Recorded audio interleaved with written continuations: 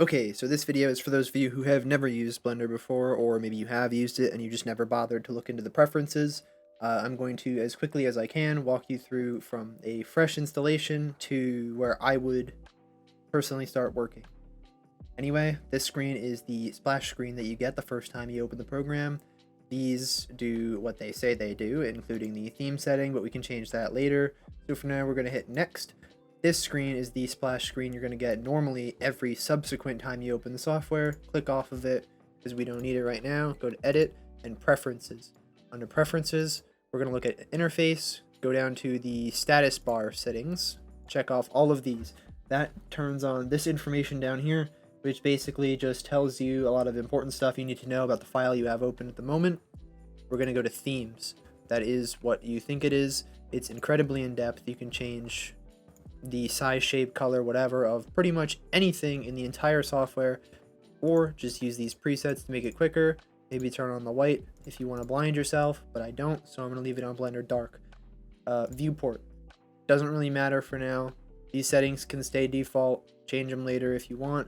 Same thing with these three. Again, I'm not going to say they don't matter, but for now, whatever, just ignore it. Add-ons. These are really important. Blender comes with a ton of them. Most of these are disabled by default, despite the fact that they come installed. To enable them, you click this little checkbox, but the only one we really need before you start using Blender is Node Wrangler.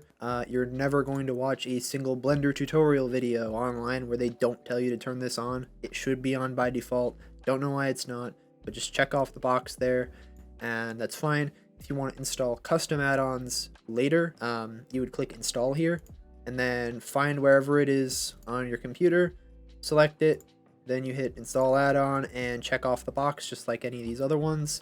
Also, just a side note, you may hear these called add-ons, plugins, extensions, whatever. It's all the same thing. Input, we're going to check Emulate Numpad. That is meant for people who don't have a number pad like a laptop or a 10 keyless keyboard, but despite my full-size keyboard, I use it anyway. What that does is, like the little tip says, that the main row of keys will be emulated as numpad inputs in Blender, and that's important because Blender uses a ton of numpad shortcuts, but I hate reaching over there over and over and over, so this makes it a lot easier to just use the number row instead. 3-button mouse emulation you could also use if you're only on a trackpad. This will let you basically emulate the middle mouse key or input, but if you don't have a middle mouse because you don't have a mouse, then I would highly suggest you get one before you touch Blender, because I can't imagine trying to use this software with a trackpad.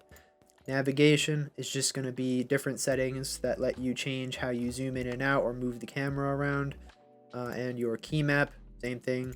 Change your shortcuts. I'm not going to change any, but you can go through this now or later if you'd like.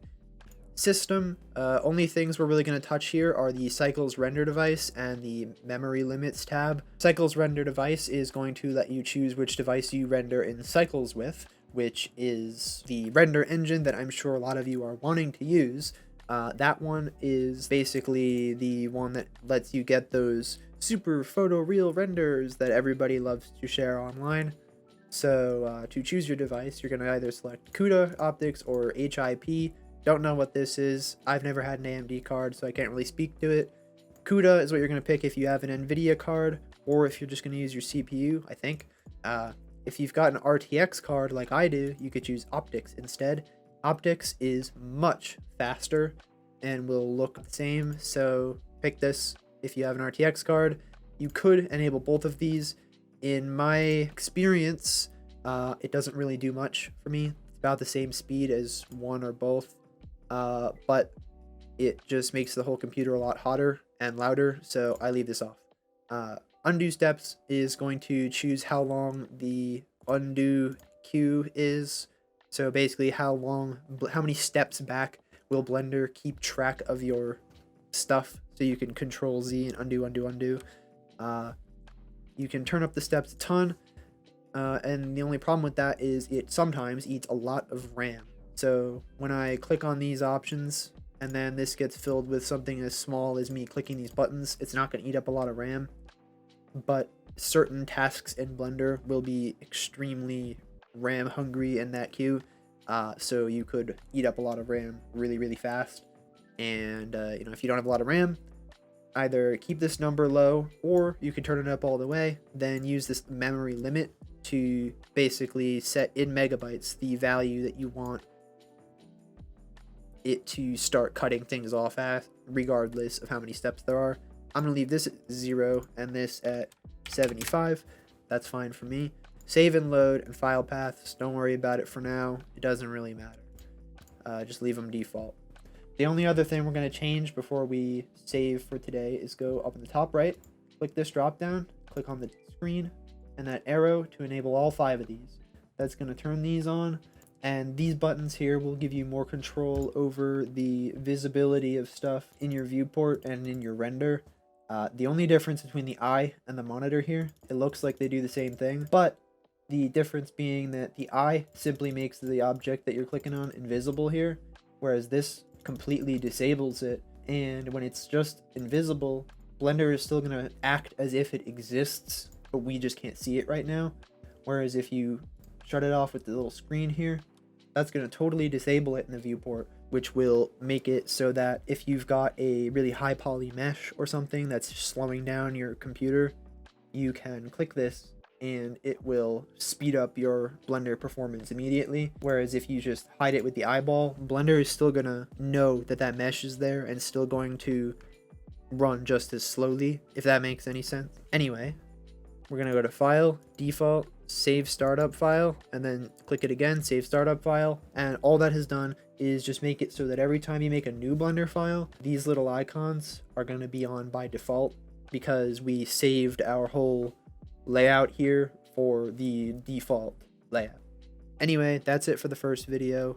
I hope this really helps anybody who has never used Blender before or just never really knew what was going on with certain preferences. If you have any questions about the content of this video or have any questions you want me to answer in a future video, then please let me know in the comments. I want to keep making videos and I want to help as many people as possible, but the thing is I don't really know where to start, so just let me know if there's anything you want to see, anything you want to have explained, and I will answer it if I can. Thanks.